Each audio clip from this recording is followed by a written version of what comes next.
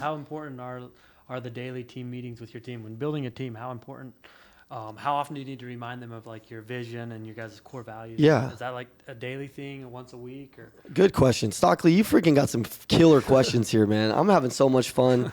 If you're following this podcast, share this thing and like and comment on it so these guys can share it, man. This is badass. We got some good hosts here. So daily meetings, if you're a leader out there, and even a leader with, say, like your family, you need to get everybody on the same page a couple times a week.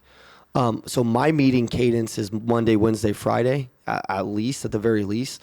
But we may also have meetings, Andy will have a meeting on, like, if he feels something going on in the company, he might have a 20, 30-minute meeting on a Thursday or something like that. So that's just like our meetings. We do them in the morning every Monday to start the week off, midweek for the checkups and some of the KPIs that we're trying to meet. And some of the, those are key performance indicators if you don't know. So we're kind of going through those. We're making sure we're on our projections and what we're doing. And then Friday, we're trying to push these guys to have a big finish, a big weekend, right? So you're measuring people every week, like week by week by week? Every hour. Oh, really? In our company, there's revenue that goes up on the board, on the hour, every hour.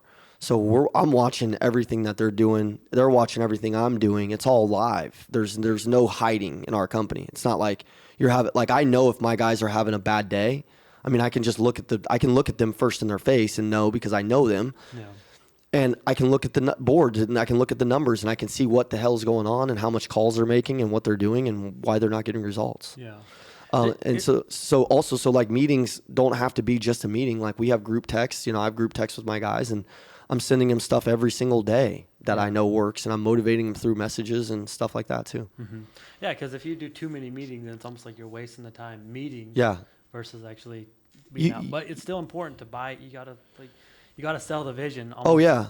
Well, you can have death by meeting. You can have a company. I've seen companies overly meet, and at one point, we've got a lot of guys that like to talk, man. Obviously you guys can tell that I like to freaking talk. We like to talk. We like to give our tips and show what's working. But there was a day where we were meeting every single day, and it was too much. Yeah. It was too much. And then we tried to dial it in, and then we found out maybe it was too little. So you just got to find the right cadence for it, the right rhythm. Everything is rhythm. Find the right rhythm for it, and do different meetings. Maybe have some low producer meetings, maybe have some top producer meetings, and how those guys can go to the next level. Like, you got to figure out what works for your company, and then you have to stick to the plan. That's a good idea, because you don't want to, if you're having your high performers meet with your low performers, they're going to be like, what the fuck am I doing here? These guys fucking suck and I'm doing good. So why am I in the same meeting? And it could confuse them. If I'm coaching a high performer on whatever that the high performers are going to go to the next level, maybe that's building new relationships, learning how to go after bigger deals, bigger contracts, bigger stuff. I don't want to confuse the low performers. Now, the low performers, they might just be missing one or two missing structures that would help them go to become a high performer. But we need to have a generalized talk with them, and with the high performers, we need to have a big daddy, high frequency vibe conversation. What do you think is more important? And do you think the sales trainer or the company, like the vision of the company, is more important? The sales trainer or the vision of the company? You're building a team, and you're the sales trainer. You're the team leader. Yeah. Who do you think is more important? Is it the vision of the company, like the overall vision? Oh shit! You can't pick the two, Stockley. You have to have a badass vision, and you have to be relentless on training your team. Mm-hmm. You can't cast a vision and then not freaking push and sell people to want to go get it.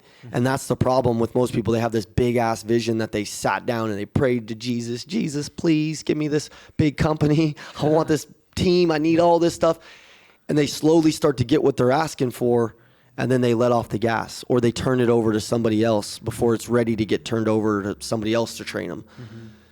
If you're leading a company out there and you're leading a team, you have to learn to cast and sell your vision on a daily basis. And that could be telling somebody where the company's going to be in 2 years. Hey, we're going to be the number one sales training company in 2 years. We're going to do this. We're going to be speaking on this stage. We're going to be training this many people. We're going to be making this much in revenue in 1 year, in 2 years. I need 2 years of your life. Give me 2 years, all you got. You got to be pushing people to it, and then tie it in to, some things that are important to them.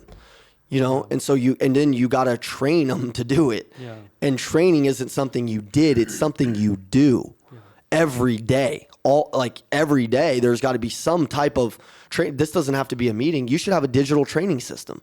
They should be able to log into a digital system and train for 20 minutes a day. You can't get somebody better if they're not training every single day. If they're not getting 1% better every day, they're either getting duller or they're getting sharper. They're getting duller if you're not training them. So we build training systems for companies where we'll do a lot of the custom content, but they can also film their content. This is one of the biggest things in our program is we build out training systems. Yeah.